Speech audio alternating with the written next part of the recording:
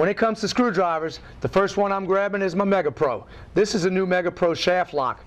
Great tools, Mega Pro.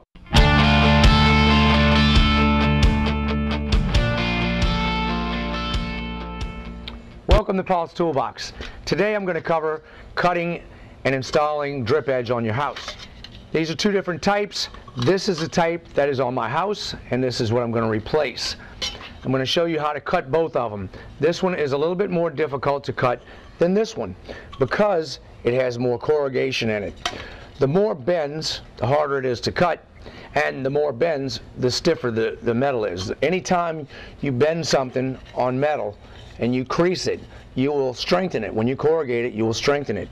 So this one is stiffer and stronger than this one. It costs a couple dollars more. This one I think is like maybe $3, and this one's about $5 for a 10-foot length. Very inexpensive. All right, let's go ahead and get started on this. I'm going to show you how to do an inside and an outside cut and make this bend.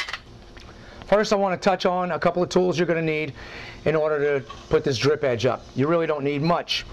These are aviation snips. These are right-handed aviation snips, meaning they cut toward the right. You can cut a right circle with this. From here, you just go like this, and you see how they curve that way? That means they're going to turn out this way, and your trash is going to go to the end. So this is my left side. I cut this off the right, and that's why they call them right. These are left. You don't necessarily need aviation snips for this. You can use tinning snips. These are light tinning snips. They're straight cutters, okay? I can cut a tiny sliver right off the end of here and get a perfect cut.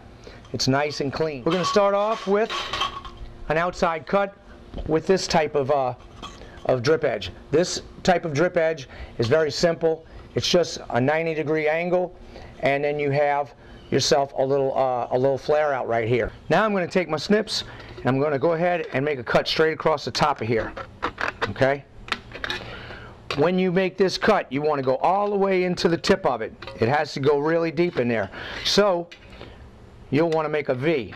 That way it widens it out and it kills two birds with one stone, because you're going to have to take one of them and bend over the other. It bends a lot better if you have this open, and I'll show you what I'm talking about. Now I have this lined up with a perfect cut. Now this right here is a small corrugation. You can bend a small corrugation, but you will not bend this. If I tried to bend this right now, this is going to kink. So I'm going to have to take this right here, come down, and make that cut. Now we have that cut, we can just bend it right over, and you'll get a nice corner. Okay? Don't worry about this part here. The shingles are over it anyway. This is how it has to bend. On this one, you don't have multiple bends, so it's very easy. You're just going to make one cut right here and bend it, and I'll show you. Except for your V in the back. Take my square. I'm going to mark a line.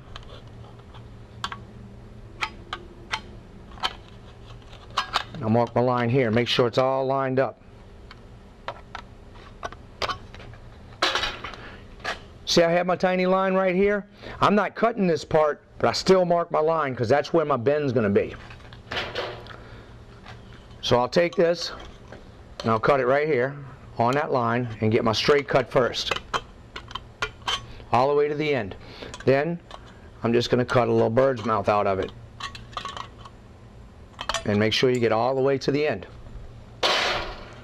You take it, bend it over, and this can go underneath here or on top, and you see you get a nice bend.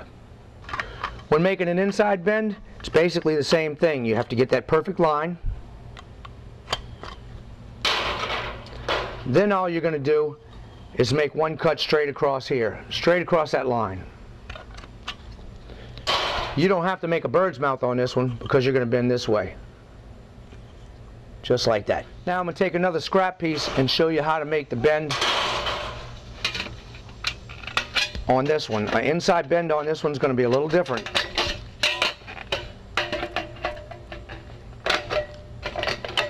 When you're cutting this stuff, you really should be wearing gloves. I'm only cutting one piece, so I'm not concerned with it. But if you're cutting your entire house, you will get cuts on your fingers if you're not careful with this. So I would suggest go ahead and use your gloves. Okay, first thing I'm going to do is make my mark here. And of course, you're going to make your mark across here.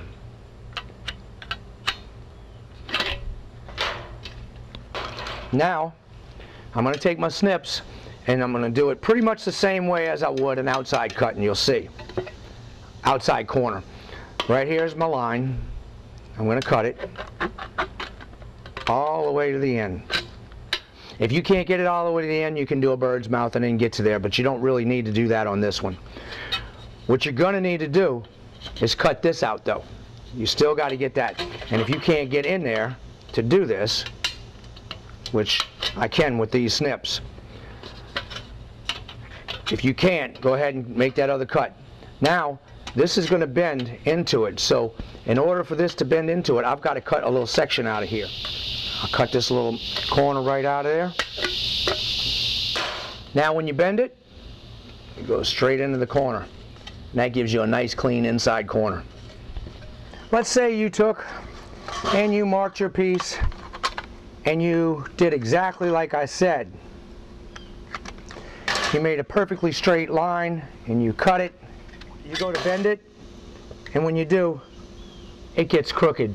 You don't have a straight bend. Don't get frustrated.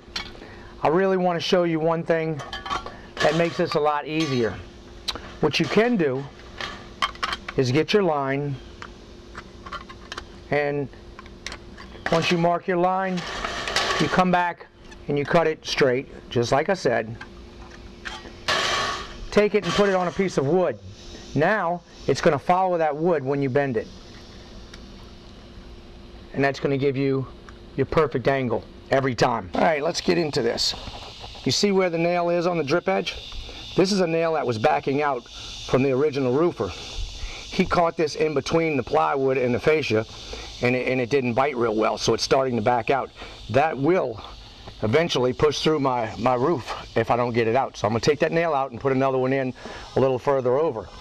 This is my flat bar, and this is what I'll use to take that nail out. I'll stick it right under the head, and I'll hammer it down if I have to, get it underneath the head, and then twist it, and it'll pull it right out. If that doesn't work, if it's too hard to get it that way, you have this hooked end. You put that down, and then that'll pry it out. This is how your shingle's made. These strips right here, this is tar. When it sits on there, and the heat gets on it, it'll make it adhere really, really tight. So you need to get this knife and scrape it in there and knock that little seam loose. Once you knock that loose, you can pick it up. These popped off really easily because it was a rainy, wet day today, and it really didn't get, it's been cool for a little while. So now I need to get under here and lift this up. This is your starter strip. These bottom one, this first one right here is your starter strip. So I'm going to find my part where I have a nail right here. I'm going to go ahead and take that out. And what you have to do is you have to get your flat bar in there, and this is why it sometimes tears that up when you're taking it off, because that aluminum is very, very light. You have to take your hammer, beat it a little bit. I'll take my flat bar, put it right in there, pry it up. You can bend it, twist it, and pull it up. Make sure when you get it loose, you do not pull it through the top shingle. So sometimes if it's stubborn, you can get it on the angle this way, pop it out. Now you'll do this along all of your nails. Once you pull all of your nails out, you can take this strip out.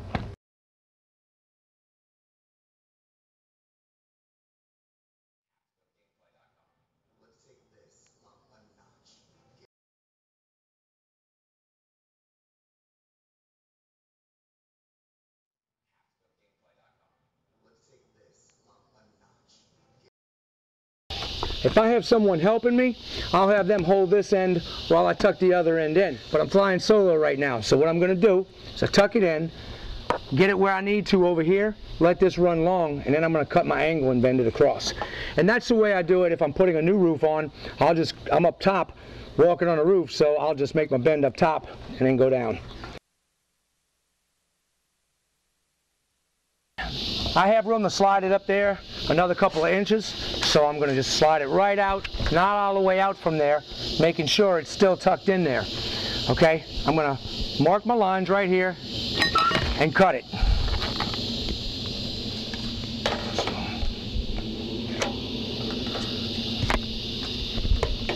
I could have done this on the ground, measured it off, but it's just as easy for me to do it this way. Make my straight cut right here. When you go to cut this, make sure you hold this piece up, because if you cut this bend right here, it's going to fall and kink the whole thing. So keep it reinforced over here. So I got that cut now. I'm going to make this top bend cut. I'm going to go ahead and cut this angle out, or bird mouth out.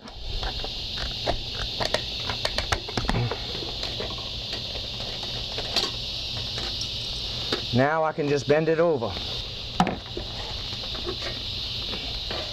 I have my bend. I make sure that I'm underneath my shingles on both sides. Then I can shove it back. I see my shingle wants to lip right here, just a little bit. I get it tucked in. Make sure that I'm tucked in over here too. Make sure you don't have any obstructions. You can bend this down a little bit to shove it in. It pushes the shingles up, and then you shove it in. Nice fit. Now all I have to do is pop a couple of nails in here. I'll pull this up, and I'm just going to tack a nail right into there. If you can't get this high enough with that starter strip, you can take this, and you see how this is tight? Right here, this is what I was telling you about. This isn't broken loose yet. You take your knife and you shove it in there. And you can break them loose without tearing your shingles. These have been laid down for quite a while, so they're on there pretty good. See, I can lift this one up easier and just nail through my starter strip. I can go right through my starter strip and all on this. So, take my nail. Once I make sure this is tight against the fascia, pop my nail in. That's it. This isn't going anywhere. I'll bring it over to the end. Make sure that it's tight all the way before you start nailing. If you nail it and it's on an angle, you're going to have a little bit of a time, because you got to pull that nail back out and push this other end over. Before I take this next strip and put on here, I make sure not to nail too close to this end over here. Give myself a little room, because I have to slide this one underneath this one. When you do your laps, you want your laps to be away from where your eyes are most of the time. So I walk out of my house and I look this way. I don't want this seam, this one overlapping that where I see this edge. I want to have this going that way. So this laps over this one, and you have a nice clean line all the way down. When you get close to that other end, this one's going to lap over that, so it's no big deal. But right here, I have to tuck this one behind here. It's best to have two people when you're doing this, but I had just one little length or two little lengths, and I figured I'd show y'all how to do it. It's real simple. Just make sure, especially with long lengths, you don't push it on this end and it's not going in all the way, and don't try to force it. Go over there and see what the obstruction is. If you get it all clear and it tucks in, once it's tucked in, you put your nails. When you put your nails, you make sure you do not go and place your nails by the seams. When you lift it up, the two sides of this shingle, you don't want to have it next to the creases anywhere in that area, because water could possibly seep in there, get around this nail, and you have a leak. Okay, I'm done for today. Nothing to it. Couple of pieces of drip edge. I have another video that shows how to replace and fix your fascia. So check that one out too. Don't forget to subscribe. Talk to you later.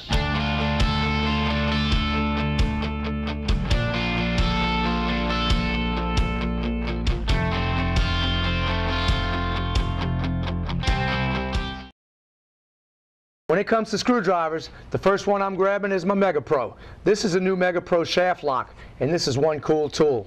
This one right here can lock other ones in place. So I have a button right here, I push it down, and I lock another one onto it. I can have an extension. Now I can lock another extension onto it. Once it goes down and clicks, it stays in place and it won't come out. Check out this feature. When you slide this out, now you have 14 different tips in the back of here.